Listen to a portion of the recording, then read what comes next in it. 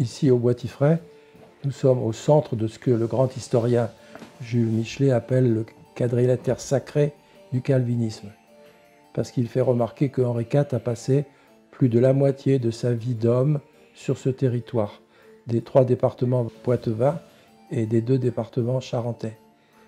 Et c'est là où se sont passées la plupart des guerres de religion. Au XVIIe siècle encore, la moitié de l'aristocratie dans ce pays était protestante. Et donc c'est normal que ce lieu, qui a été habité sans discontinuer quasiment depuis le XVIe siècle par des familles protestantes, abrite un musée aujourd'hui d'histoire protestante.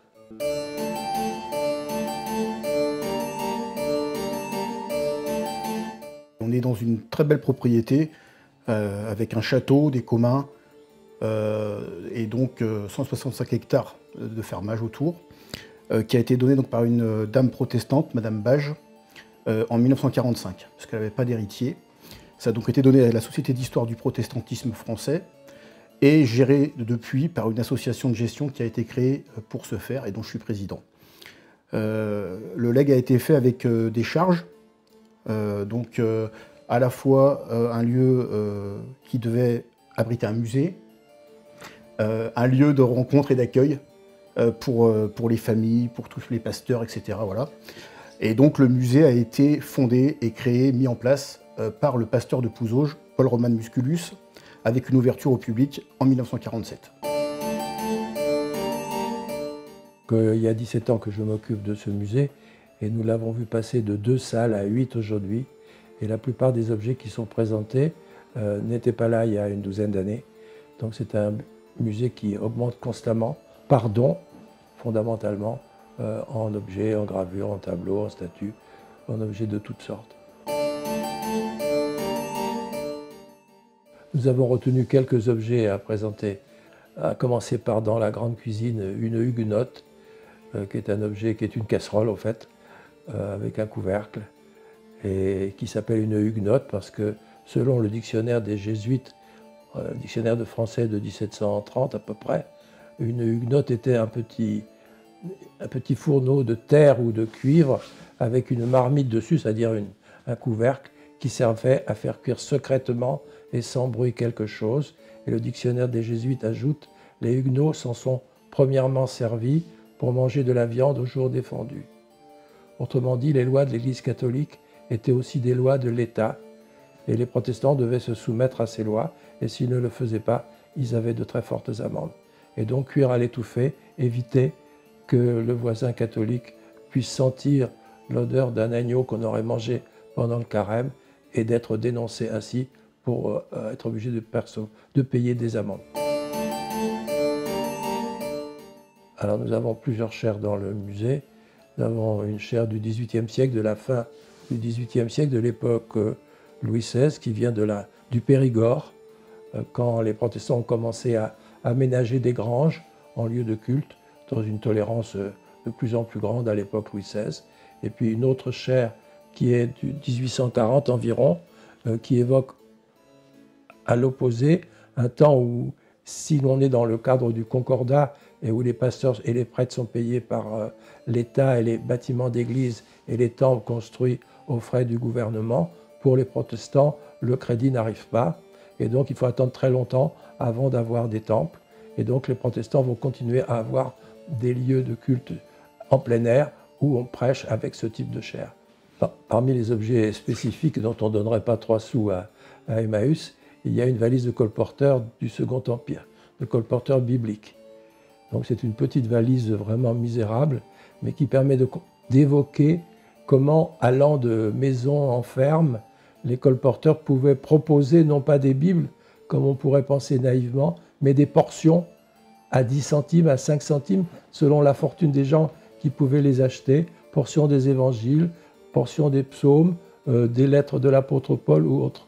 Et c'est extrêmement un témoignage très émouvant de la diffusion de l'écrit dans les campagnes françaises.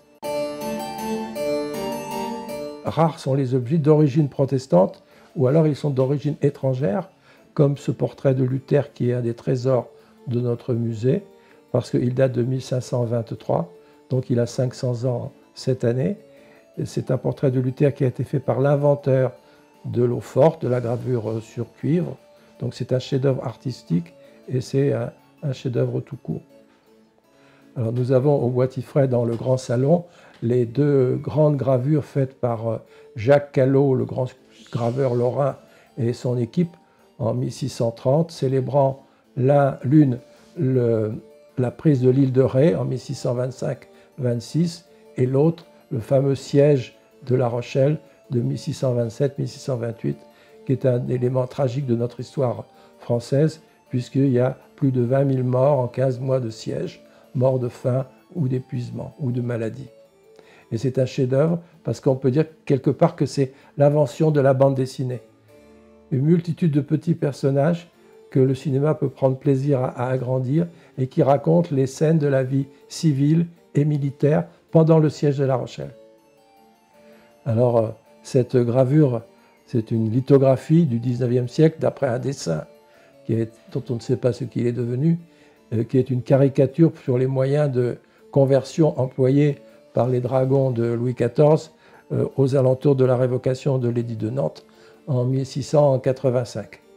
Alors, vous voyez un dragon qui a mis, non pas qui menace le protestant avec un fusil, c'est plus rusé et plus vicieux que cela, il a mis dans le fût de son fusil, dans le canon de son fusil, il a mis une petite croix en bois.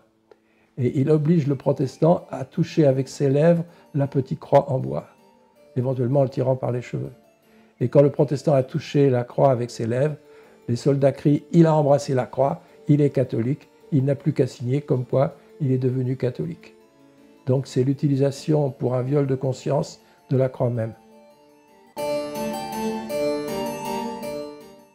Alors là, nous arrivons à la veille de la Révolution, même dans la Révolution qui commence. Rabot-Saint-Étienne, il est pasteur de Nîmes avec son père, Paul Rabot. Il est député du tiers-État aux États généraux en mai 1789. Il ne peut pas dire qu'il est pasteur parce qu'en France, à l'époque, il était interdit de dire qu'on était pasteur. Et puis, le 14 juillet, il se passe, comme vous savez, la prise de la Bastille. Et le 23 août, il prononce un discours qui est dont on connaît une des phrases très célèbres. Ce que je vous demande, messieurs, ce n'est pas la tolérance, c'est la liberté.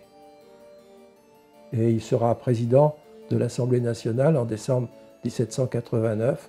Et le soir de son élection, il écrit à son père, qui avait été recherché par les gendarmes toute une partie de sa vie, « Monsieur, le président de l'Assemblée nationale est à vos pieds. » Et on peut imaginer la joie du vieux pasteur.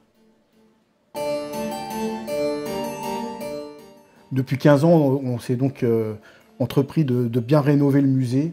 Et depuis 5 ans maintenant, en parallèle, d'entreprendre, de mettre en place un centre de documentation pour valoriser à la fois le fonds déjà existant de livres du Bois-Tifret et aussi reçu par plusieurs legs, plusieurs donations. Ça fait environ 30 ou 40 000 ouvrages, quand même, au total. Et donc, il fallait les mettre à l'accès, les nettoyer, les ranger. Et on a entrepris des travaux pour ça, de restauration, notamment dans le premier étage du château, avec une salle de lecture qui a été faite en 2019, finie en 2019, et puis d'autres pièces annexes pour tous ces livres. Donc c'est une bibliothèque essentiellement de théologie, d'histoire protestante, mais pas seulement, aussi de culture générale, avec un objectif pour nous, c'est que les chercheurs, les historiens, tous ceux qui ont besoin puissent venir, peut-être parfois passer du temps aussi ici dans les lieux au Bois-Tifret, pour faire leurs études et leurs travaux. Cette propriété, elle est grande, il y a 7 hectares de parc, il y a beaucoup de communs, c'est typique d'une maison protestante du Second Empire, autarcique, avec des vignes, avec des potagers, avec pressoirs, etc. Et c'est un lieu dont on aimerait beaucoup que les gens, les jeunes, les églises bien sûr, mais aussi tous les gens qui la côtoient puissent se l'approprier, s'y sentir chez eux. C'est pour ça qu'on y organise des rencontres, qu'on y organise des mariages, et on a vraiment le désir que de plus en plus ce lieu puisse être approprié par les gens autour. Autour du musée. Le musée, c'est le cœur, c'est un peu le cœur de notre travail, de notre vocation, mais il nous semble qu'on peut découvrir tous ces trésors dans un contexte plus large d'ouverture, d'accueil des autres, et d'échanges. Voilà un petit peu les grandes lignes qui sont les nôtres aujourd'hui.